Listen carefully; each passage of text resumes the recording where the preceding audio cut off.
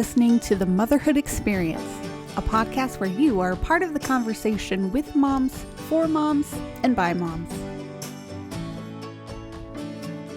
Let's jump into this episode with me, your host, Val Kleppen.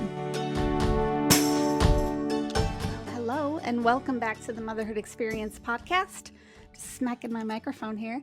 So glad to have you joining me today, where we are on part 4 of Revisiting Parenting Perspectives, where I have been reading through columns I wrote about a decade ago in the thick of my younger parenting days. Good news, everybody. We're in the season where I started submitting potential titles. So now I know before I read the article, maybe. The theory is I might at least have a clue about what the column would be about. And I read them through for the first time, essentially, since submitting them for publication all these years ago. This has been a fun series. I have appreciated the feedback y'all have given me.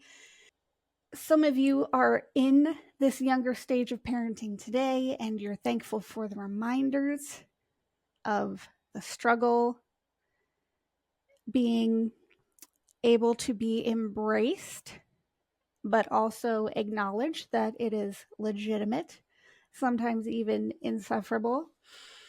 Some of you have just appreciated the transparency. Some of you have just appreciated hearing me read stuff that I write. And you know what? I appreciate you. I want to start, before we get into today's podcast, I have been trying to learn what I can about how to improve the podcast, how to reach more listeners. And in that, I was listening to someone share about the top 10 things podcast listeners hate.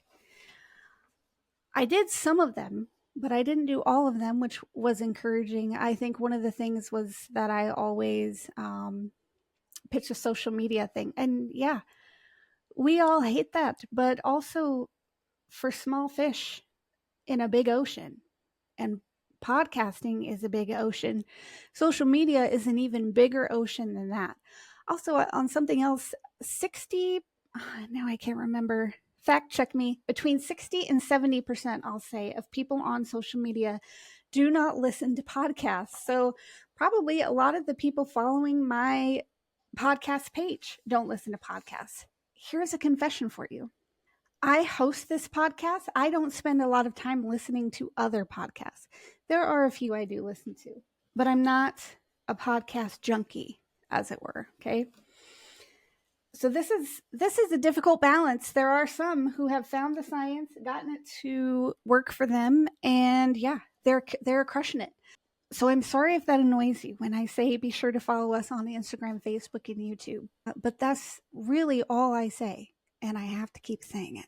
So here we go. First Tuesday of the month, going to be reading Parenting Perspective columns. This one suggested headline, Parenting Scared, when fear and faith collide. I'm going to guess this is about fear and faith. Okay, I won't do that the whole time. That's really annoying. Also, just real quick, this is also something that annoys people, but I'm going to do it. So before I recorded this podcast, before I sat down to record, I was blaring worship music. I was singing along beyond the top of my lungs to Charity Gale, I Speak Jesus. And then I told our spy speaker, I said, hey, Google, stop playing.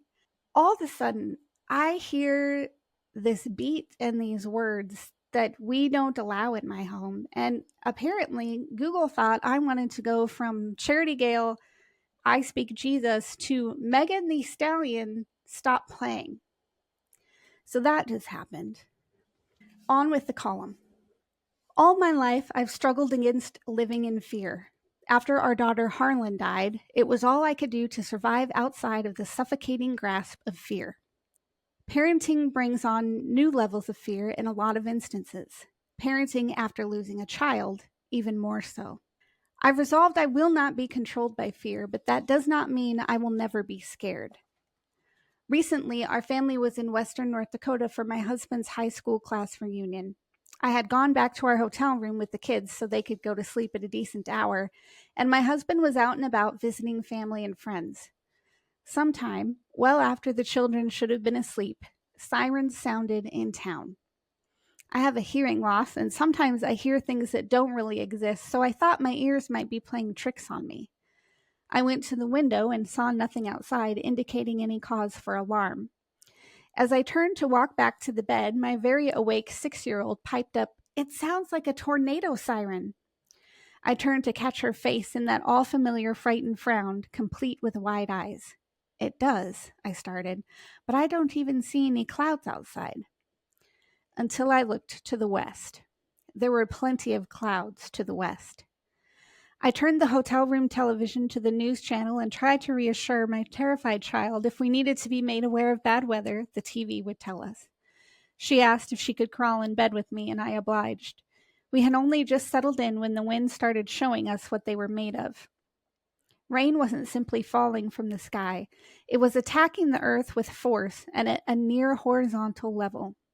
It was raining so hard and the wind was blowing so fiercely we couldn't see across the hotel's parking lot. That soon turned to hail, and it was hard to hear anything above the howl of the wind and the pounding of the frozen ice pellets. I played it cool, spoke in a soft, calming voice, and reminded my daughter when we're afraid, we pray. That was on the outside. On the inside, I was screaming, "What do I do?" We were in a third floor, westernmost corner room of the hotel. I had no idea where I was supposed to take my children should there have been a tornado worth running from. As the rain and wind grew stronger, I turned to the television to find the signal had been blown out. I begged my husband for text messages with weather updates. He was at his dad's house and they were keeping an eye on the radar. I, however, was keeping one eye on the window and one eye on the frightened face of our little miss. I would be lying if I told you I wasn't scared. Sirens and storms are one thing, but feeling helpless in being able to protect your children is quite another. Thankfully, though the storm was one of the strongest I've encountered, it was short-lived. Less than 30 minutes after it began, it blew past us. I turned to little miss, and as I let go of the breath I was unaware I was holding, I asked her, "Should we pray again and thank God the storm is over?" She nodded. Little man slept through the entire thing, which was an answered prayer in itself. As we prayed thanks for our protection and requested a good night's rest, I felt my shoulders relax and my neck unstiffen. I was unnerved, to say the least, by the strength of the storm and the unpreparedness I had felt in the midst of it. I hope, however, in the face of my own fears, I'm teaching my kids from where they can draw their strength. And it isn't from their scaredy cat mama. I didn't say, that's from July of 2016. I remember that storm. It was a doozy. It was a doozy.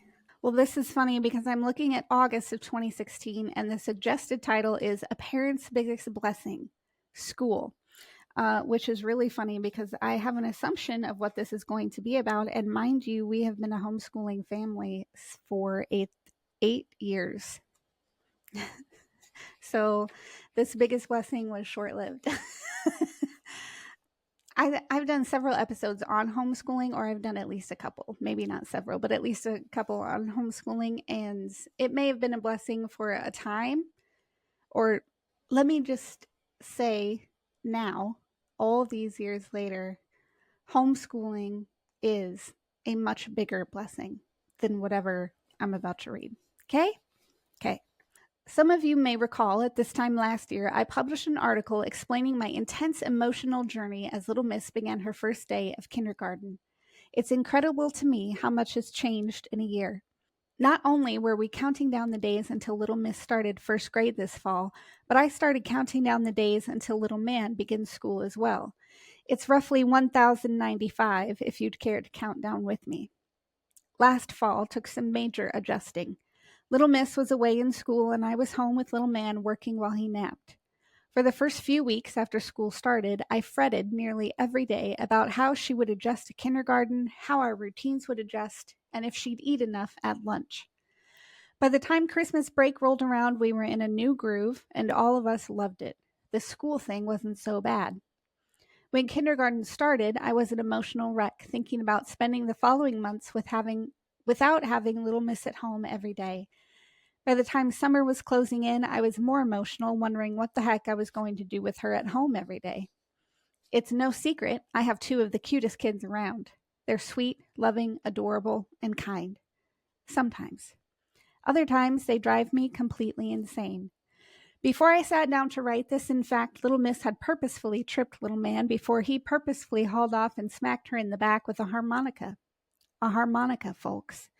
As an aside, do your friends and family members a favor and don't buy their kids a harmonica. Not only can it be used as a formidable weapon, but it can make a mother's ears bleed. All that to say, I'm looking forward to little Miss having her mind challenged and stretched at school. She loves learning, she loves being around other kids her age, and I'm positive she loves not being hit in the back with a harmonica. Meanwhile, you'll not see me crying at the bus stop this year. Dancing, maybe, but not crying. I know and believe school is one of the best things for her, and I'm proud to be able to send her to the classroom of an entirely capable teacher each weekday.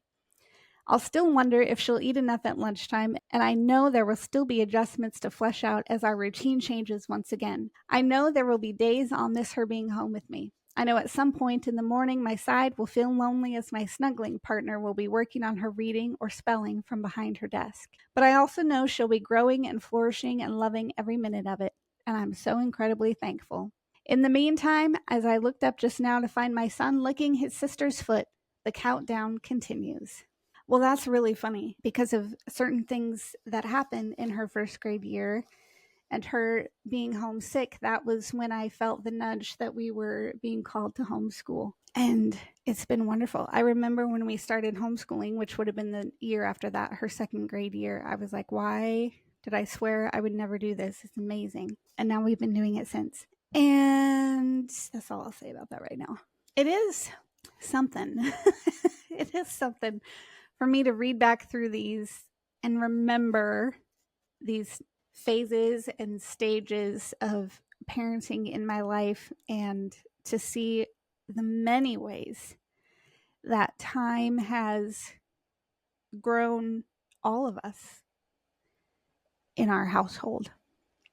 It's pretty amazing. I would suggest if you're parenting right now, which I'm assuming you are because you're listening to a motherhood podcast, start journaling. Start documenting just the day-to-day, the mundane things. Like I would never remember that my son was licking his sister's foot. Gross. But I'm kind of glad I documented it. Start documenting. 10 years from now on your podcast, read it for everybody else. October 2016, suggested title, Seeing Blue, The Gift of Little Boys. Back at the end of 2013, at our 14-week high-risk ultrasound, they were able to tell us we were having a boy. The tears I cried weren't happy ones so much as they were of shock, confusion, and grieving the loss of a daughter all over again. Little Miss was a miracle in so many ways, and the fact that she was a girl on the Kleppen side of the family was one of them. They were boys, and had been for generations. When we found out Harlan would also be a girl, and lightning did in fact strike twice, we were thrilled. It was obvious at that point Brent and I were created to be parents of girls. When Harlan died and I ended up pregnant again, every single wives' tale pointed to our baby once again being female. The ultrasound told a different story. I never grew up with brothers. Most parents I knew with boys were given more than a run for their money. Their lives were full of chaos, crashes, and emergency room visits. Each time I spoke with my sister on the phone, a mother of two young boys, I'd pray a prayer of thanks I had a daughter. The thought of having to talk to a son about puberty and keeping his hands out of his pants made my stomach flop. It was hard enough to be pregnant again after losing Harlan, and to process being pregnant with a little boy on top of that nearly did me in. Here we are, almost 3 years after that ultrasound appointment. That day, I couldn't imagine my life with a boy. Today, I can't imagine my life without him. Little Man is completely different from Little Miss in mannerisms, behavior, interests, and so much more. Initially, I thought those differences would be hurdles for me in parenting him, but now I see they're not in the way of anything. Little man is my charmer. His job at church on Sundays is to run around giving hugs to anyone he can wrap his little arms around. His curiosity and no fear approach keep me run ragged, but his desire to be all places and do all things is nothing if not inspiring. He is determined but considerate. He is thoughtful but driven. He is all boy, but he is all sweetheart. In his 2.5 years, he has overcome tremendous obstacles. He was born 5 weeks early to save his life. He was born with a severe hearing loss. He spent the first several weeks of his life in a car seat bed because he couldn't maintain his oxygen while sitting up in a regular car seat. Were it not for the bell tone bling he wears behind his ears, you'd never know he carries a disabled status. Our little man has shown me to always expect the unexpected. He's shown me perseverance pays off. He's shown me slobbery kisses can sometimes be the best kind. He has a deep love for trucks, airplanes, and his family. He's brought so much joy and laughter into our home, and I was crazy to ever believe it would be any different. He's shown me just how special it is to have a little boy. That is the truth. And I remember now, after reading through this, where I said to talk to his son about puberty and keeping his hands out of pants made my stomach flop. Okay, for the record, when I wrote this, I specifically, with the hands in his pants thing, as a 2.5-year-old sitting in front of the TV, that was always a thing. Like, get your hands out of your pants. As a 2.5-year-old, how do I want to say this? He wasn't doing anything. His pants were like his pockets, okay? But I remember the editor let me know that there was an older gentleman who was very upset by reading that and couldn't believe they were publishing such smut in the newspaper. So I apologize to all of you if that was offensive. November of 2016, suggested title, One Era Ends, Another Begins. We're coming down to the end of another parenting era. When little man was born, he was diagnosed with a significant and severe hearing loss. Multiple tests and appointments later, we had him fitted for hearing aids and started down the path of managing his disability. This was a tremendously hard pill to swallow. I, as a mother, felt I had failed all 3 of my children from the beginning. Little Miss was born 2 months prematurely because my body was shutting down. Harlan died moments before I went into labor to deliver her. Little man was born 5 weeks early to save his life and was stuck with a disability. I'll do whatever it takes to get my children whatever they need, but it doesn't mean it's an easy load to bear. 1 year after birth, little man's hearing loss was downgraded from severe to moderate. This was an incredible victory for us. In the meantime, we'd been having visits from Ann Carlson Center to ensure he developed as successfully as possible with speech and other cognitive skills. I have a hearing loss myself, and while we'll never know for certain if mine is genetic or environmental, I certainly am more sympathetic to what little man has to endure.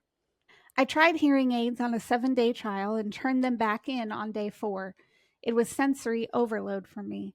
I was hearing sounds I had never heard before and hearing many of them at once. I never knew the grass crunched when you walked in it. I never realized just how often the keys smack the steering column when you drive. And oh my goodness, is silverware noisy when it makes contact with the plate. I couldn't handle it. I still struggle in conversation, especially when there is a lot of background noise, but I manage. While it's troublesome for me at times, I'm thankful for the perspective I have on living with hearing loss and for how it helps me in raising our son.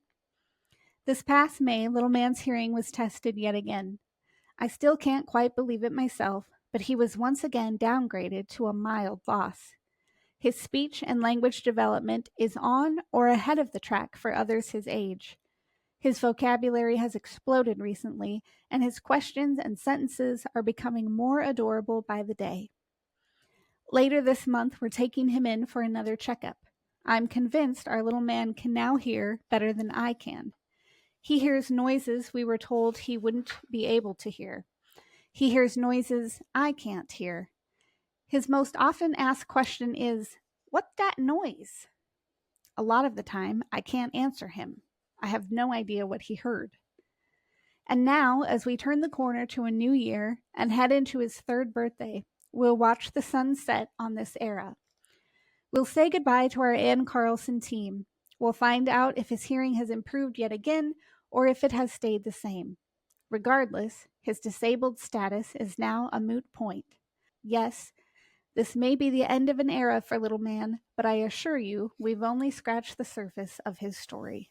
And I think I've got one more for 2016. And I'm not sure if this was a column or not. I don't see a suggested title on this. And also, I just don't know. I don't know if this one was ever published. This one is going to be so I scanned over this just now, trying to figure out if it was published or not. I genuinely don't know. But I do know that this one, this was a mood, okay? This was a real mood. So just, this was a long time ago. there were some things going on in our lives, all right? A few years ago, I ruined Christmas. I've struggled with gifts over the years, giving them, receiving them, storing them. It's all been an issue for me. The year our daughter Harlan died, we had our own quiet Christmas at home. I needed it, frankly, and it was refreshing for us to have a holiday to ourselves, so to speak. That year, however, after seeing our living room morph into a mountain of wrapping paper, boxes, trash bags, and items I couldn't quite figure out why anyone would purchase, I declared enough was enough. I publicized my cry to be practical, heartfelt, thoughtful. I'm one of those homemade holidays people and make a majority of the gifts we give. My husband says I'm one of the hardest people to buy for because, quote, you don't want anything, end quote. One year, he replaced something on our van that needed fixed, and I counted it as an incredible Christmas present. I was thrilled. He was confused. I'm also not the best at choosing commercial gifts for others. I don't like shopping, and I don't like being impractical. These two traits war with one another at birthdays and Christmas. I love giving experiential gifts over physical ones. I don't think you can put a price on memories being made. So when I put out the call to, quote, cut the crap, end quote, and give gifts that meant more to both the giver and the receiver, it was brought to my attention I had ruined Christmas. The pushback I got was surprising. In my effort to make everything simpler, I had somehow made things really complicated. Here we are, another Christmas, and our kids' rooms are being taken over. New toys, new gadgets, new space taker-uppers. Now the real work begins. Sure, there will be sorting and cleaning and donating. There has to be. We simply don't have room for it all. Little apartment on the prairie is at capacity, and any new input requires strategic output. But the real work lies in teaching our children. This year, we saw an attitude that surprised us. After opening one present, we'd hear, "I want more presents." When asking what they could share, they held everything tighter. The stuff bug had bitten them. We've become a society giving way too much that means way too little. Stuff takes the place of meaning. Stuff takes the place of values. Stuff takes the place of time. Of course I love you. I bought you a big screen TV. It's hard to teach my children the importance of tidiness when they're swimming in belongings with no place to store them. It's difficult to teach my children the importance of priorities when they have so many gadgets and knickknacks vying for their attention. It's challenging to teach the importance of sincere gratitude. Saying thank you is one thing, but meaning it is quite another. Christmas is different for everyone, I've learned. Now, as we head into a new year, we've got plenty of teaching opportunities ahead of us. And I suppose that, in a way, is a special gift for Hubs and me. I mean, I don't disagree. I don't disagree that there is and has been for a long time a very materialistic approach to holidays. And it's not just in the gifts, It can be in the decorations. It can be in the expectations of parties and gatherings, and there's just so much stuff all the time. And I am a person where physical clutter causes mental clutter, and that is a real hurdle for me. And so living in an apartment, yeah, I can see how I would snap. I can see absolutely. And it does bother me when I feel like, someone just, I don't know, buys something just to buy it. Like, oh, shoot, I need to get a gift for so and so. Hurry, let's stop and buy something. That bothers me. I would rather, and I can see how my husband would be confused when he fixed something on the van and I was so excited I counted it as part of my Christmas. But that's just how I roll. I don't think you can ever go wrong with teaching children how to be creative in their gift giving. If they think about someone in particular and what would they want to create for that person or gift that person. But if you just go on a spree and you buy things on sale because they're on sale, and then it just becomes a materialistic exchange, and that has bothered me for many, many years. So that was a mood, but I'm not apologizing for it. I might have said I'm sorry when I started to read it, but I take it back. I don't know. Is this controversial? I don't know. Leave a comment. Tell me, what are your views on gift giving? Is gift one of your love languages? Receiving gifts, is that your love language? If you received something homemade, do you think that that's someone, chinsing out? But I think that does it for me today. And I appreciate you tuning in this week. Looks like I've got about 7 more. I've got 7 more. I can knock these out. These are short ones too. Probably one more episode of Revisiting Parenting Perspectives. So thank you for tuning in. This really, since learning that so many people that I interact with on a day-to-day basis don't listen to podcasts, and still being able to come and produce this podcast for weekly publication, I appreciate you so much. Thank you for leaving reviews. Thank you for the comments. Thank you for interacting. Thank you for following us on social media and interacting with us there. And thank you for referring other moms as potential guests to the podcast. You can always make an email introduction. Email info@themotherhoodexperience.com. I would love to get to know you, hear your motherhood story, and we've got lots more coming up. So be blessed. Have a wonderful week. Feel free to listen to some of the previous episodes, man. This year, these episodes have just been absolute fire. Not the parenting perspectives, not those so much, where it's just me reading my own writing, but the guests that we've had, absolutely phenomenal. I appreciate you. Have a wonderful week. Thank you so much for joining us on today's episode of the Motherhood Experience podcast. To join our exclusive TME community, head over to themotherhoodexperience.com/learn more. Be sure to follow The Motherhood Experience on Facebook or Instagram, and please leave us a 5-star review wherever you listen to podcasts. If you're watching on YouTube, leave us a comment below, and we'll catch you next time.